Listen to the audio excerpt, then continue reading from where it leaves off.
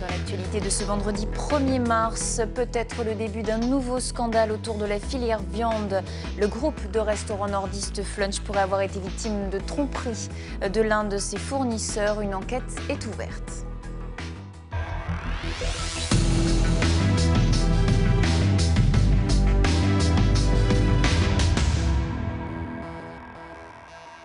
Mesdames, Messieurs, bonsoir, bienvenue. Merci de nous retrouver ce vendredi soir dans l'actualité aujourd'hui. Nouveau scandale autour de la filière viande. On y revient avec la question également des plats retirés de la vente qui pourraient être redistribués aux associations. Celles-ci sont inquiètes. L'inauguration également dans l'actualité du tribunal de Boulogne-sur-Mer avec Christiane Taubira. Un nouveau rapport parlementaire sur le tabac qui inquiète un peu plus les buralistes. Du football avec un retour sur la Coupe de France et l'annonce des matchs de ce week-end. Et puis un zoom également sur un week-end de fête à Tourcoing, le week-end des géants. Rencontre ce soir avec un de ses initiateurs, la confrérie du Duc d'Avray, et c'est Géraldine Cateau qui la représente ce soir. Bonsoir. Bonsoir. Vous êtes grand chambellan de la confrérie. Vous nous expliquerez ce que ça veut dire et ce que c'est que cette confrérie. Et puis c'est vendredi, vous avez rendez-vous avec la chronique La Région des musées. Et ce soir, je reçois Alice Cornier. Bonsoir. Bonsoir. Vous êtes directrice de l'écomusée de l'Avesnois. On parlera ce soir en particulier du musée des textiles, donc situé à Fourmies. Merci en tout cas d'être avec nous. Ce sera dans quelques instants. Avant ça, l'actualité. Et vous l'avez entendu, ce nouvel épisode autour de la filière viande. La justice enquête maintenant sur une affaire de tromperie sur la viande de bœuf et c'est Flunch, groupe de restauration nordiste dont le siège est situé à Villeneuve-d'Ascq, qui pourrait en être la victime.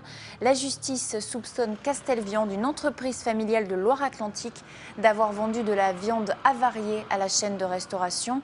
Cette affaire fait suite aux révélations d'un ancien directeur qualité de Castelviande, licencié en 2008. Selon les premiers éléments de l'enquête, Flunch aurait déjà subi plusieurs mésaventures avec ce fournisseur. En 2007, la chaîne avait déjà fait remonter des cas d'intoxication. En 2008, Flunch avait de nouveau alerté l'entreprise sur un défaut de qualité sur un lot. Bref, l'enquête est ouverte. Pour le moment, ce vendredi à 18 h, le groupe Agap Restauration qui exploite Flunch n'a pas fait de commentaires.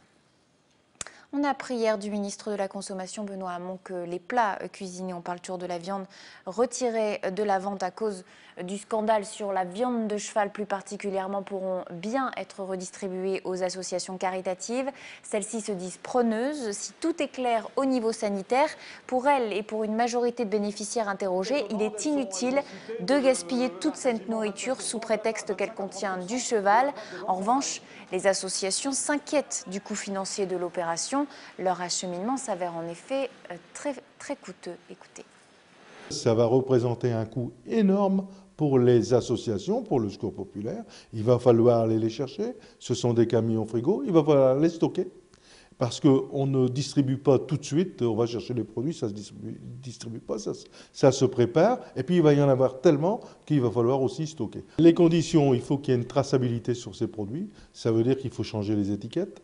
Il faut marquer ce qu'il y a dedans. Si c'est du cheval, eh bien, il faut marquer du cheval et pas du bœuf. Naturellement, il faut que les gens sachent ce qu'ils vont manger et ce qu'ils mangent, naturellement. Et puis aussi qu'il y a les garanties sanitaires. Il faut que ce soit affiché avec les dates de consommation, l'autorisation sanitaire, etc. Vous avez entendu Jean-Louis Calins, secrétaire général du Secours populaire du Nord. Sachez que la quantité de produits en question, les produits retirés des rayons est très importante. Le scandale a touché la France, mais il s'est ensuite répandu dans toute l'Europe. Les associations auront le droit d'accepter ou non ces produits. Voilà un nouveau rapport qui ne va pas plaire aux fumeurs. Face à l'augmentation de la consommation du tabac en France, des députés préconisent une forte hausse des prix, des avertissements plus grands sur les paquets, une interdiction aussi de fumer dans les stades, mais aussi des contrôles d'identité chez les jeunes. De quoi inquiéter également les buralistes qui expriment un vrai ras-le-bol aujourd'hui en disant rien que dans la région Nord-Pas-de-Calais, 600 bureaux de tabac ont mis la clé sur la porte. Marion Fiat. Encore un rapport des députés sur le tabac. Mais pour les buralistes, c'est sans doute celui de trop. Le prix du paquet qui s'envole, les restrictions successives et maintenant une série de propositions pour baisser la consommation, comme la présentation d'une pièce d'identité. Sans intérêt, répond Aline. Moi, j'ai pas de souci. Mes clients, dès que je dis alors vous êtes né en quelle année, donc j'ai ma carte d'identité, je peux vous la donner. Donc ils ont toujours leur carte sur eux. Honnêtement, au plein centre-ville, j'ai pas de souci. Ça se fait déjà? Oui, ça se fait déjà. Autre proposition de ce rapport, faire disparaître la publicité dans les bureaux de tabac, augmenter les photochocs et interdire la vente des cigarettes fines qui concernent surtout les femmes. Et là encore, pour cette buraliste, c'est beaucoup de bruit pour vraiment pas grand-chose. Je sais pas trop pourquoi on s'acharne sur un truc aussi si bête, parce que ça représente, je sais pas, il faudrait que j'ai les vrais chiffres, mais ça doit représenter, je sais pas, quelques infimes pourcentages de ventes. Et en général, c'est des gens qui fument assez peu. D'autant qu'ici, une cigarette sur 2 est achetée en Belgique puisque la frontière est toute proche. En 10 ans, 600 bureaux de tabac ont fermé dans le Nord-Pas-de-Calais. Et pour le président des débitants de tabac, l'État ferait mieux par exemple de se concentrer sur les cigarettes contrefaites. Les buralistes se sentent pris à la gorge. Laissez-nous travailler, vous messieurs les députés siégez, ou alors venez derrière notre comptoir et au moins sachez ce que c'est qu'un boulot, 12 heures par jour au lieu de pondre des inepties. Ils sont dans leur bulle et le matin, ils pensent simplement apparaître sur un décret de loi. Point à la ligne. Ce matin, les débitants de tabac, en plus de leur ras-le-bol, nous ont confié préparer des actions coup de poing dans les jours prochains. La colère donc des débitants de tabac. Pour le moment, ces propositions de députés sont à l'étude, mais vous l'avez entendu, cela inquiète beaucoup. Ce samedi, à l'île au Zénith, se tient la 7e rencontre des musulmans du Nord organisée par la Ligue islamique. Martine Aubry devait s'y rendre, mais elle a annoncé aujourd'hui que finalement elle n'y participerait pas, choquée par la présence d'un invité militant pour le djihad en Israël, le cheikh Salah Sultan, un homme qui a par exemple appelé les jeunes à pratiquer des sports de combat pour se préparer à libérer la mosquée de Jérusalem. La maire de Lille indiquait que ces positions qui incitent à la violence étaient contraires aux valeurs de la République et à celles de notre ville, je la cite. Christiane Taubira, la garde des Sceaux, a inauguré ce vendredi matin le tribunal rénové de Boulogne-sur-Mer. C'est là qu'avait été instruit le dossier sur l'affaire Doutreau. L'occasion pour la ministre de rappeler la prochaine mise en place, ce sera en janvier 2014, de la collégialité des juges d'instruction pour remédier à leur solitude à Boulogne. Caroline Fichten. C'est à pied que la garde des Sceaux est arrivée ce matin, accompagnée du ministre des Transports, Frédéric Cuvillier, l'ancien maire de la ville. Motif de cette venue ministérielle, l'inauguration du tribunal de grande instance qui a subi une rénovation complète. Rappelant l'affaire Doutreau qui a provoqué la mise en place d'une commission d'enquête parlementaire, la garde des Sceaux a annoncé la mise en place en janvier 2014 de la collégialité pour les juges d'instruction. Un temps prévu, la suppression de ce poste n'a jamais été mise en œuvre. On lui préfère donc aujourd'hui la collégialité pour éviter que les juges d'instruction ne soient seuls, mais dans certains cas seulement. Il ne s'agira pas de faire en sorte que systématiquement les juges d'instruction instruisent en collégialité l'intégralité d'un dossier, mais qu'à des étapes de la procédure, pour la nature de certains actes et pour certaines décisions, que la collégialité soit requise et que les juges donc échangent avant de prendre des décisions à ces moments-là. Profitant du déplacement de la ministre, des personnels de la prison de Longuenesse avaient fait le déplacement pour dénoncer à la garde des Sceaux leurs conditions de travail. Une délégation a été reçue par un responsable du cabinet de Christiane Taubira, mais à la sortie, comme il s'y attendait, peu de concret. On a été satisfait d'être entendu dans un premier temps. Bon, on verra bien par la suite ce qu'il en découle. Vous n'avez pas l'air spécialement confiant? Non. Vous savez, moi ça fait 26 ans que je suis dans le domaine de la pénitentiaire. Bon, c'est très bien d'être écouté, on le conçoit, c'est très bien, mais à un moment donné, il faut savoir évoluer et puis savoir changer les choses à leur niveau. À la maison d'arrêt de Longuenesse, l'insécurité est grandissante. Il y a en ce moment 360 détenus pour 180 places. Les secours français et belges ont décidé de travailler davantage ensemble. Objectif, être plus rapide et plus nombreux en cas d'accident majeur à la frontière, notamment autour de Moucron et de Tourcoing. Hier, pour apprendre à se coordonner, les autorités des deux pays ont mis en place un scénario catastrophe. 3 accidents en un, avec 350 personnes mobilisées, des pompiers et des services de secours. C'est un reportage de nos confrères de nos télés en Belgique. Côté accident, une moto, des voitures, un bus et un camion-citerne. Côté secours, des voitures de pompiers, des ambulances, un hôpital de campagne et même 2 hélicoptères. La route de la Laine n'avait jamais connu pareille agitation jusqu'à ce jeudi. Donc c'est au départ un banal accident de voiture, enfin du moins déclaré banal au niveau du sang. comme ça arrive parfois. Les renseignements qui leur sont donnés ne sont pas complets. Donc la personne indique que c'est un accident de voiture avec une moto. Donc en fait j'étais la conductrice de la moto et donc en fait j'ai dû m'installer en attendant les secours. Une fois les secours sur place, un second accident survient, puis un troisième. Les renforts sont appelés en Wallonie, en Flandre et en France et le plan communal d'urgence est déclenché. D'accord, donc on met le plan d'urgence en route et on avertit Cécile immédiatement. Parmi les 250 acteurs de cette simulation, des figurants, mais aussi de nombreux professionnels bien décidés à jouer le jeu. Je pense que tout le monde le prend vraiment au sérieux et vous savez, c'est le but finalement. Parce que heureusement, si on ne fait pas des exercices comme ça, quand le kata arrive, là on sera vraiment démunis. L'exercice a pu être réalisé grâce à des fonds Interreg via le projet Apport qui vise à aller plus loin dans la collaboration franco-belge des secours. Notre position géographique est telle qu'on est amené presque au quotidien de collaborer avec nos collègues français. Mais ici, c'est un exercice de plus grande ampleur qui concerne la province de Hainaut et le département du Nord ou la zone de défense Nord. Donc on est à un autre échelon aujourd'hui.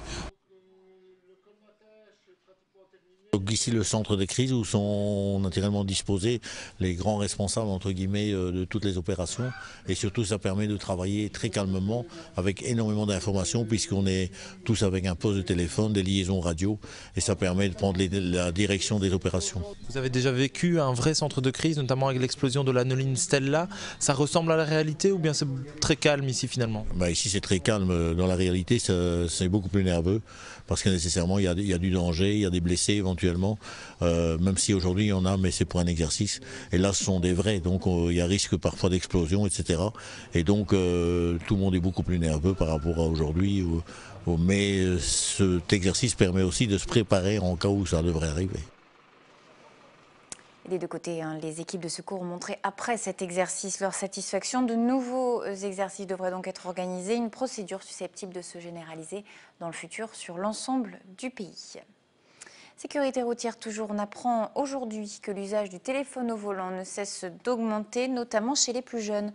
Selon le baromètre de la conduite responsable réalisé par Ipsos, un conducteur de moins de 35 ans sur 2 l'utilise en conduisant, une progression de 20 points par rapport à 2011. Et il n'y a pas que les plus jeunes qui ne savent pas se déconnecter. 22% des automobilistes en général déclarent écrire des SMS ou même des mails en roulant, soit une hausse de 10 points par rapport à 2011. Cette enquête montre en revanche que même s'il est largement utilisé, les automobilistes ont conscience des dangers du portable. C'est la contradiction. 59% seraient favorables à l'interdiction totale du portable et du smartphone en voiture. C'est vendredi soir, zoom maintenant sur le week-end avec cette grande fête qui a lieu ce samedi et dimanche à Tourcoing.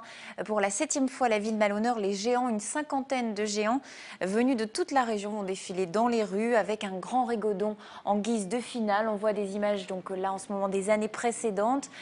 J'accueille Géraldine Cateau qui est avec nous. Bonsoir, rebonsoir. Vous êtes grande chambellan de la confrérie du Duc d'Havray, la confrérie qui a initié cette fête.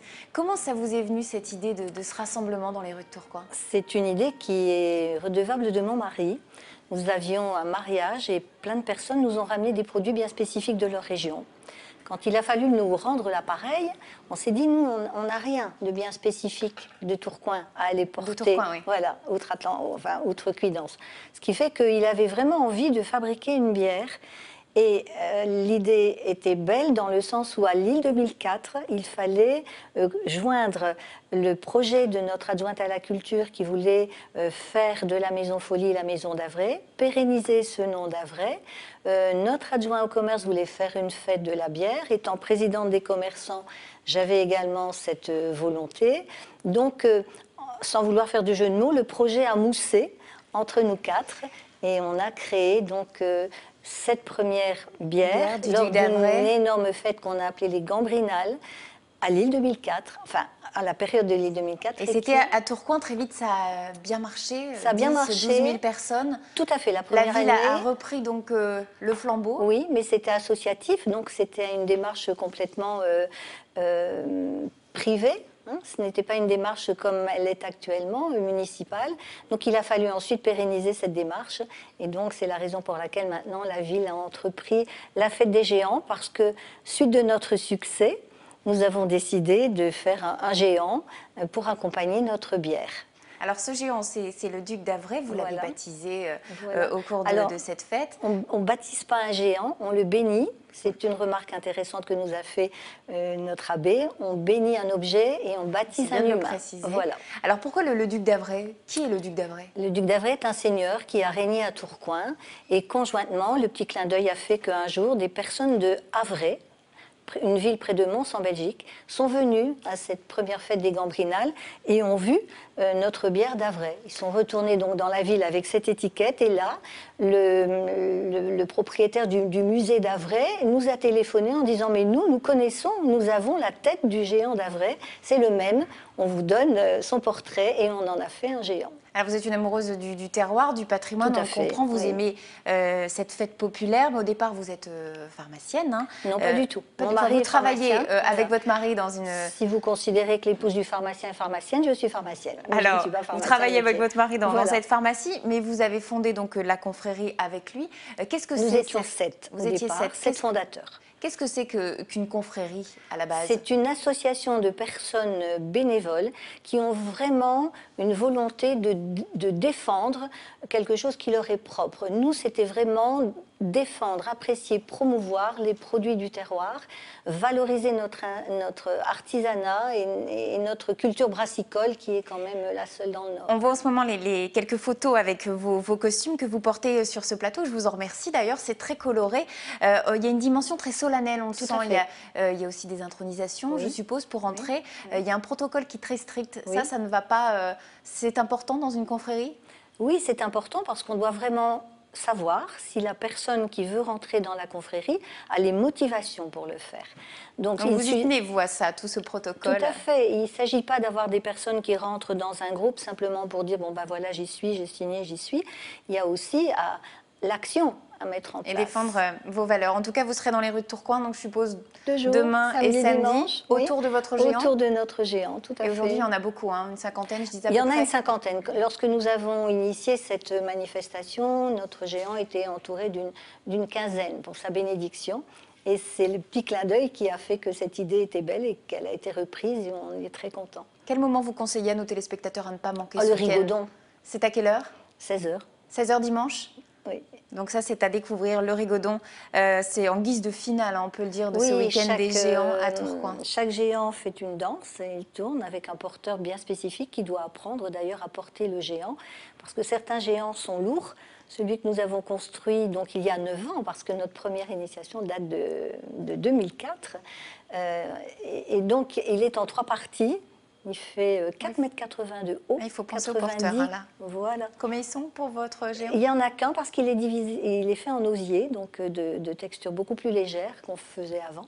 Et il peut se diviser en 3, donc facilement transportable. On souhaite quand même bon courage aux porteurs pour ce week-end des géants à Tourcoing. Merci en tout cas Géraldine Catteau de nous avoir expliqué donc, ce week-end des géants et cette confrérie du Duc d'Havre à l'initiative de l'événement. C'était il y a 7 ans. On ouvre maintenant la page football avec un retour sur la Coupe de France. Comme promis, Lens n'a pas tremblé hier soir et a décroché son billet pour les quarts de finale en s'imposant 2-0 face à Épinal, un club de national.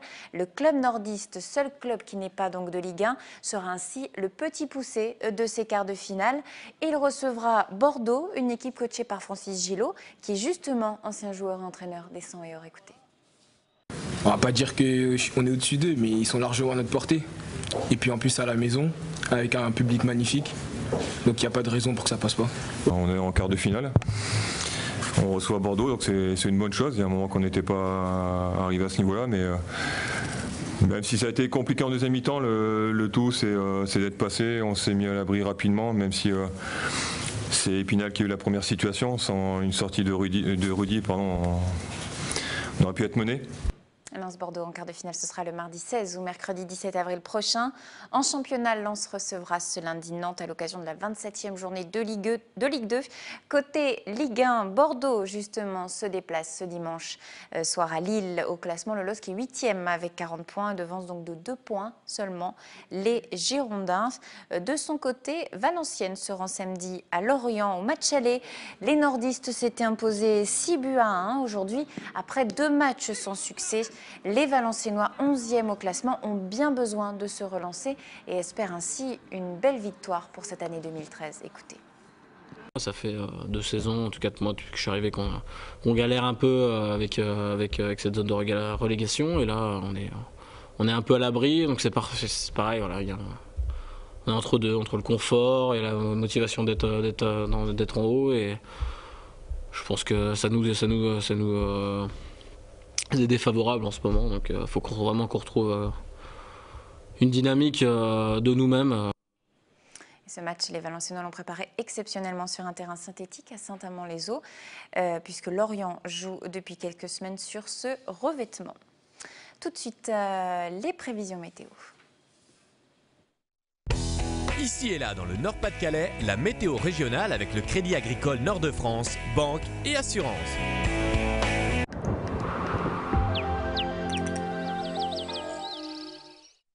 C'est une journée mitigée qui vous attend pour ce début de week-end samedi avec une alternance entre passages nuageux et éclaircies. Ça continue dans l'après-midi. Du côté des températures, elles sont comprises entre -1 et 3 degrés maximum pour le littoral le matin. On ne montera pas au-dessus des 6 degrés pour toute la région dans l'après-midi. On fêtera ce samedi les Charles-le-Bon. Ici et là, dans le Nord-Pas-de-Calais, la météo régionale avec le Crédit Agricole Nord-de-France, banque et assurance.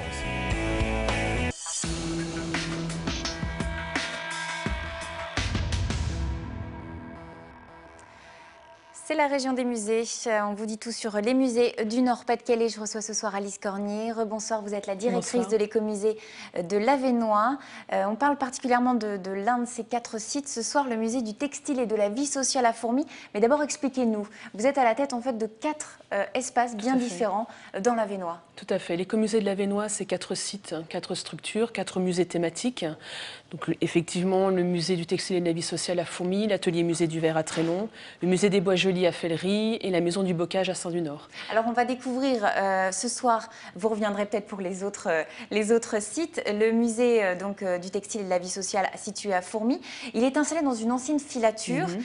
Il présente une chaîne complète de fabrication, c'est ça. On travaillait de la laine brute de mouton. Expliquez-nous, on voit les images en ce moment. Oui, alors effectivement, le musée du textile et de la vie sociale montre 2 parties. Là, vous voyez le parc machine, des machines textiles qui remontent au 19e siècle jusqu'au milieu du 20e siècle, dont certaines sont encore en activité, où on a l'équipe de médiateurs qui a l'opportunité de les faire fonctionner et de faire des démonstrations devant le public. Pourquoi Fourmies? C'était la capitale de la laine peignée? Oui, tout à fait. Voilà, tout à fait. Fourmies était très très importante au niveau de la laine peignée et des filatures. Et le musée du textile et de la vie sociale est implanté dans l'une de ces filatures qui appartenait à Prouveau-Mazurel. Alors tous les musées ont une âme, mais on dit que là, on ressent un esprit, quelque chose qui circule. On se rend compte des conditions de travail de l'époque. C'était important de retranscrire ça.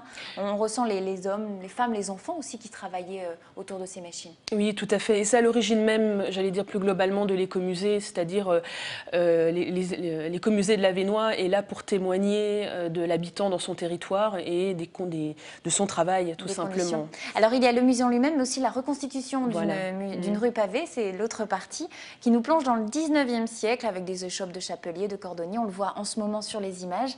Ça, c'est également un aspect du musée qui plaît beaucoup. Tout à fait. Ce sont de réelles devantures d'anciens magasins de Fourmies qui ont été déplacés et qui ont été remontés au sein du musée du textile et de la vie sociale.